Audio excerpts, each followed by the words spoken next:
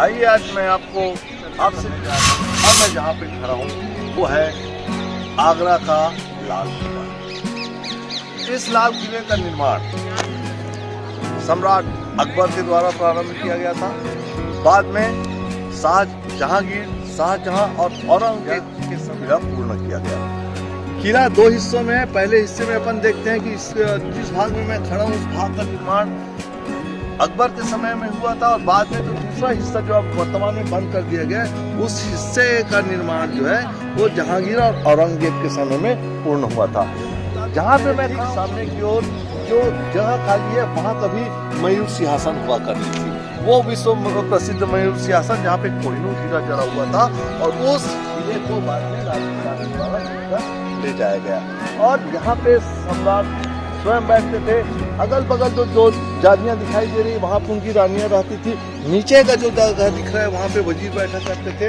और यहाँ पर मुख्य रूप से जो खास वहाँ के दरबार के लोग होते थे वो बैठा था। सबसे बड़ी खासियत इस बिल्डिंग की दिखाई देती है कि यहाँ पे 64 मीनारें दिख रही हैं, लेकिन 64 मीनारें देखने के बाद अगर हम ऊपर से बैठते हैं तो आने जाने वाला व्यक्ति जो भी प्रवेश करता था वो व्यक्ति हमको आधे दिखाई पड़ता था।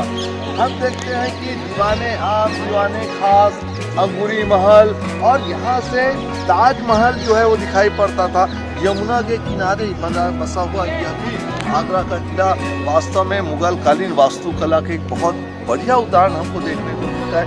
गुंबदों का प्रयोग हम देखते हैं कि मुगल कालीन स्थापत्य कला में गुंबदों का प्रयोग होता था, जो कि अफगान कला और जो भारतीय कला है उसका मिश्रण के रूप में हमको दिखाई पड़ता है। चारों तरफ जो है आप देखते हैं कि किले की दीवारें थे, और उस दीवारों के बीच में जो है किले को चारों तरफ से सुरक्षित रखने का प्रयास किया गया था। और इस पूरे भाग में सफेद संगमरमर का प्रयोग जो था वो सफेद संगमरमर पड़ता है। वर्तमान में किले का बहुत बड़ा हिस्सा जो है वो सेना को दे दिया गया है। सेना उस हिस्से में रहती है, लेकिन जितने भी हिस्से बचे हैं उस हिस्से को हम देखते हैं कि वास्तव में ये मुगल कालीन स्थापत्य कला का एक अनुपम उदाहरण हमको देखने को मिलता है। वो जो दूसरा हिस्सा हमको दिखाई दे रहा है उस हिस्से में अपन देखते हैं कि वहाँ पे दरबार का एक भाग हुआ करता था।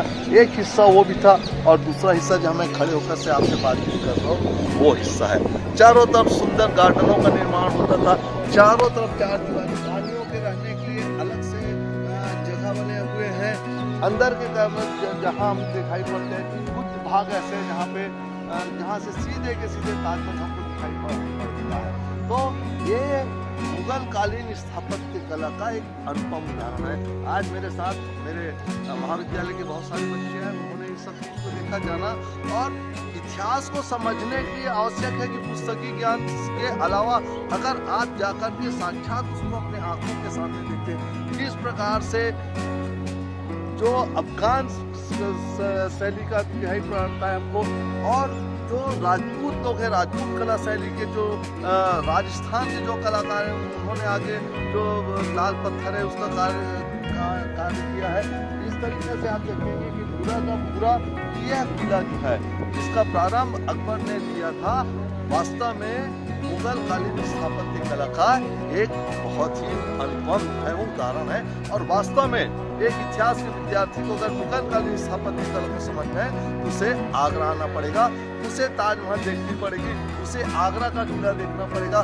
तब देखेगा, तब वो जान पाएगा कि वास्तव में कितनी मेहनत से, कितने वर्षों के कड़ी मेहनत के बाद ये सारी इमारतों का निर्माण जो है मुगल शासकों के द्वारा किया गया था।